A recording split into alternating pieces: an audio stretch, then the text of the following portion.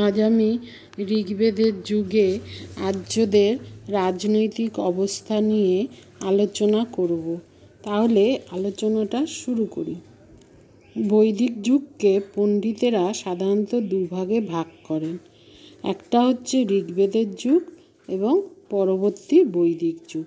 ঋগ্বেদের যুগের সঙ্গে পরবর্তী বৈদিক যুগের সমাজের বিস্তর পার্থক্য দেখা যায়। ঋগ্বেদের যুগের সভ্যতা সম্পর্কে ঋগ্বেদ হলো প্রধান উপাদান। ঋগ্বেদের স্তোত্রগুলো দীর্ঘকাল ধরে রচিত হয়। আনুমানিক 1500 বা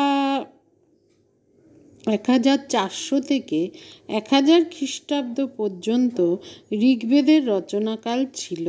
এছাড়া হস্তিনাপুর বহিচ্ছত্রে খনন করে ঋগ্বেদের যুগের প্রত্নতাত্ত্বিক নিদর্শন পাওয়া গেছে। অনেকে এই প্রত্নতাত্ত্বিক উপাদান ঋগ্বৈদিক আর্যদের সভ্যতার নিদর্শন নয় বলে সন্দেহ প্রকাশ করেন। ঋগ্বেদের যুগে আর্যদের রাষ্ট্র ব্যবস্থা ছিল প্রধানত উপজাতি কেন্দ্রিক। পরবর্তী বৈদিক যুগের ন্যায় বৃহৎ ভৌগোলিক রাষ্ট্র ঋগ্বেদের যুগে গড়ে ওঠেনি। ঋগ্বেদের যুগে আর্যরা ভরত, যদু, সঞ্জয়, অনু, পুরু, দ্রুহুত, তুর্বস প্রভৃতি উপজাতিতে বিভক্ত ছিল। ঋগ্বেদের যুগে পরিবার ছিল রাষ্ট্রের সর্বনিম্ন স্তর। পিতা, মাতা, পিতামহ ও পরিবারের অন্যান্য আত্মীয়দের নিয়ে পরিবার গঠিত হয়। রক্ত সম্পর্কের দ্বারা পরিবারের বন্ধন স্থির করা হতো। পরিবারের প্রধান বা কুলপতি বা কুলপা ছিল পরিবারের শাসনকর্তা। কতগুলো পরিবার রক্ত সম্পর্কে যুক্ত হলে গোষ্ঠী বা উপজাতি গঠিত হতো।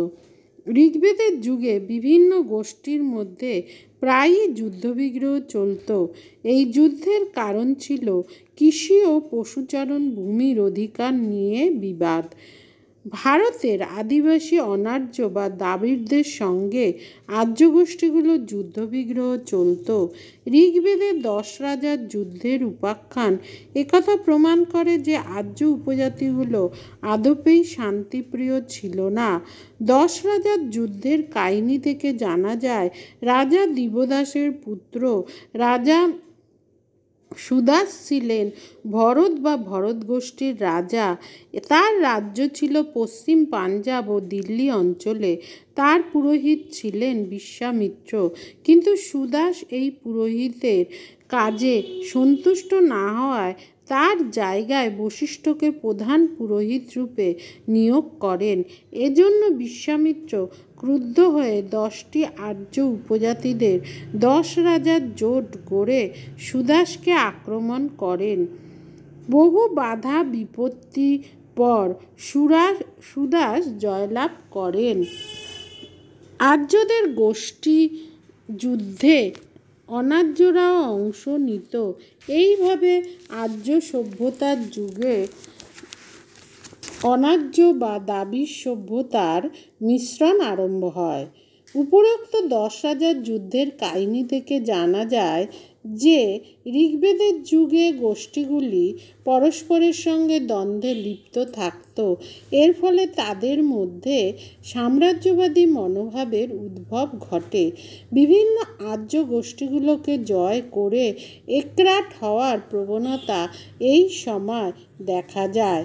দুই রাষ্ট্রের শাসনে পুরোহিতের স্থান ছিল খুবই গুরুত্বপূর্ণ। পুরোহিত ছিল একাধারে মন্ত্রী, কূটনীতিবিদ ও রাজার ডান হাত। 10 রাজার যুদ্ধে ভরত গোষ্ঠীর জয়লাভ বিশেষ গুরুত্বপূর্ণ। এই গোষ্ঠী আর্য সভ্যতার প্রধান স্তম্ভ হয়ে দাঁড়ায়। ভরত উপজাতির নামে এই দেশের নাম ভারতবর্ষ হয়। 4 ডি.ডি. কোশাম্বীর মতে ভরত গোষ্ঠীর রাজা দিবদাস ও সুদাসের নামের শেষে দাস পদবীটি ছিল তাৎপর্যপূর্ণ। কোশাম্বীর মতে দাস শব্দটি থেকে প্রমাণ হচ্ছে যে ভরত গোষ্ঠীতে আর্য অনার্যদের সংমিশ্রণ ঘটেছিল। পরবর্তীকালে দাস শব্দটি যেরূপ ঘৃণাজনক অর্থে ব্যবহার করা হতো, এ যুগে তা হতো না।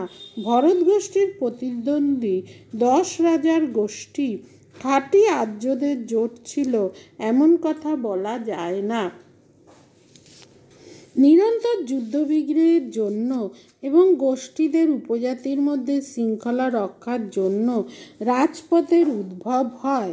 রমিলা থাপারের মতে ঋগ্বেদের যুগে রাজারা ছিল প্রধানত যোদ্ধাদের নেতা।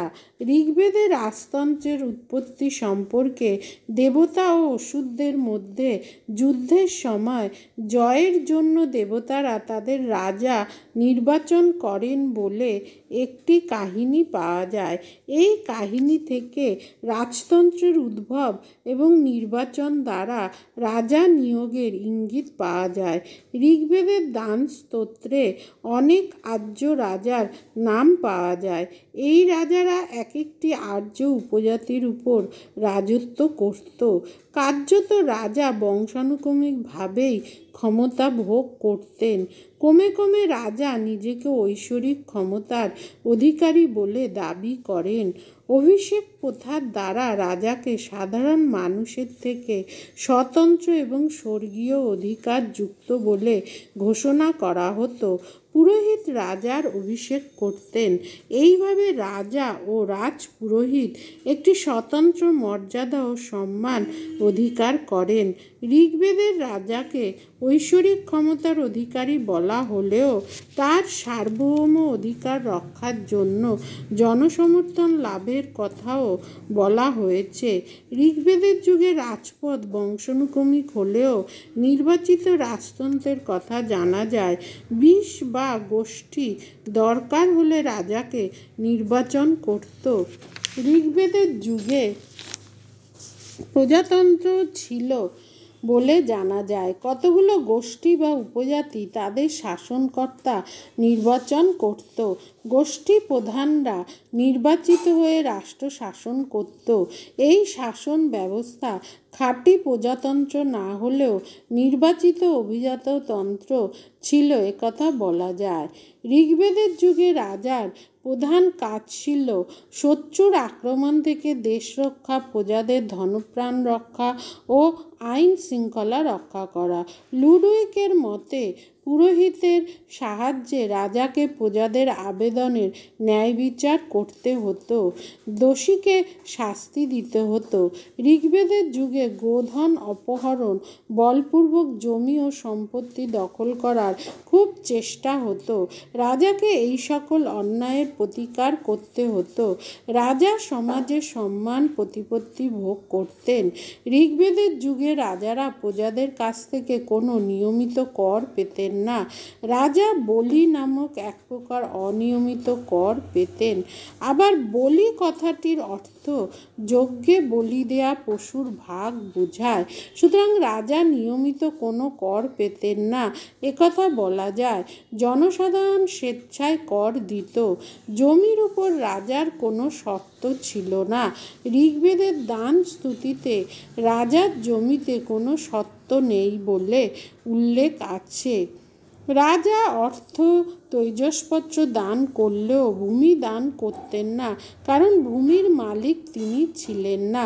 যুদ্ধে জয় হলে শত্রুর সম্পত্তি লুট করে যা পাওয়া যেত এবং অন্য অনার্য গোষ্ঠীর পশু লুট করা হলে রাজা তার ভাগ পেতেন।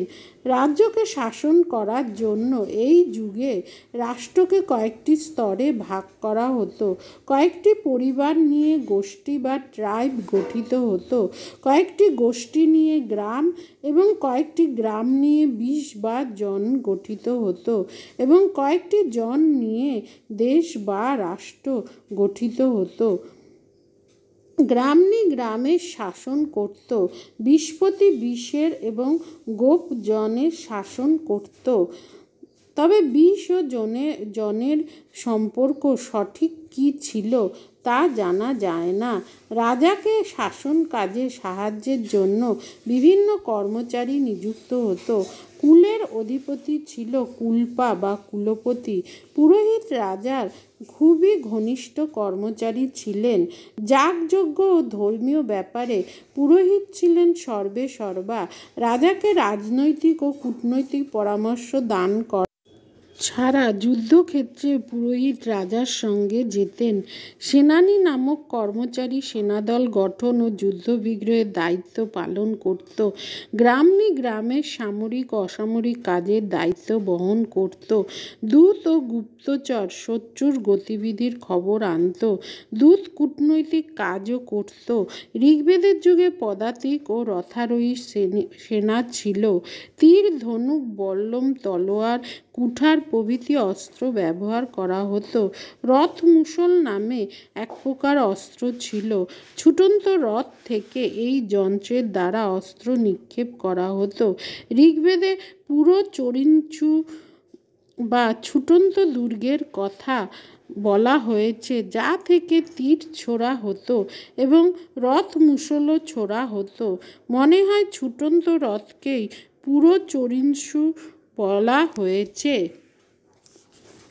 সভা ও সমিতি নামে ঋগ্বেদের যুগে দুটি সংস্থা ছিল, কিন্তু এই দুটি সংস্থার গঠন ও ক্ষমতা সম্পর্কে কিছু সুস্পষ্ট তথ্য পাওয়া যায় না। বৈদিক সাহিত্যের পণ্ডিতেরা সভা ও সমিতি সম্পর্কে বিভিন্ন প্রকার মত প্রকাশ করেছেন। লুডউইকের মতে সভা ছিল উপজাতির প্রধানদের নির্বাচিত পরিষদ এবং সমিতি ছিল উপজাতির সর্বসাধারণের পরিষদ। আবার কোনো কোনো পণ্ডিত বলেন যে সভা ছিল গ্রাম পরিষদ ও সমিতি ছিল জনপরিষদ। সমিতির ক্ষমতা সভা অপেক্ষা বেশি ছিল একথা মনে করা যায়। সমিতির অধিবেশনে রাজা, অভিজাত বা প্রধান ব্যক্তিরা ও জনসাধারণ একত্র মিলিত হতেন। সমিতি রাজার কর্তব্যের নির্দেশ দিতে পারত। প্রজাতান্ত্রিক রাষ্ট্রে নিঃসন্দেহে সমিতির ক্ষমতা অনেক বেশি ছিল। এই রাষ্ট্রে সমিতিই ছিল শাসন ব্যবস্থার মূল কেন্দ্র। এইরূপ প্রজাতন্ত্রের সংখ্যা বৈদিক যুগে খুব কম ছিল না। রাজতান্ত্রিক রাষ্ট্রগুলিতেও সমিতির ক্ষমতা ঋগ্বেদের যুগে কম ছিল না। রাজা সমিতির অধিবেশনে উপস্থিত থেকে তার বক্তব্যের দ্বারা সমিতির সদস্যদের প্রভাবিত করার চেষ্টা করতেন। ঋগ্বেদে জনসাধারণকে নির্দেশ দেয়া হয়েছে যে সমিতির অধিবেশনে তারা যেন ঐক্যবদ্ধ থাকে, একই মতে কথা বলে, একই মন একই চিত্তবৃত্তি প্রকাশ করে, অর্থাৎ সংগচ্ছধম সংবদ্ধম সহমনম সহবিত্তম সমান মন্ত্রম হয়। জনসাধারণ ঐক্যবদ্ধ হলে রাজার পক্ষে স্বৈরাচারী হওয়া সম্ভব হবে না। এই ছিল এই মন্ত্রের মূল কথা। এর মধ্যে আমরা দার্শনিক রুশোর জেনারেল উইল বা সর্বসাধারণের সম্মতি তত্ত্বের আভাস পাই। যতদিন রাষ্ট্র উপজাতিকেন্দ্রিক ছিল ততদিন সমিতির ক্ষমতা বেশি ছিল। পরে রাষ্ট্রের আয়তন বাড়লে সমিতির ক্ষমতা কমে যায়। প্রাচীন গ্রীসে যে পলিস ব্যবস্থা ছিল, বৈদিক আর্যদের উপজাতিক রাষ্ট্র ছিল অনেকটা পলিসের মতোই। এখন সভা সম্পর্কে বলা যায় যে সভা বয়স্ক প্রধান ব্যক্তিদের প্রতিষ্ঠান ছিল। ঋগ্বেদের যুগে সভার ক্ষমতা কী ছিল তা সঠিক জানা যায় না। পরবর্তী বৈদিক যুগে সভার ক্ষমতা বাড়ে।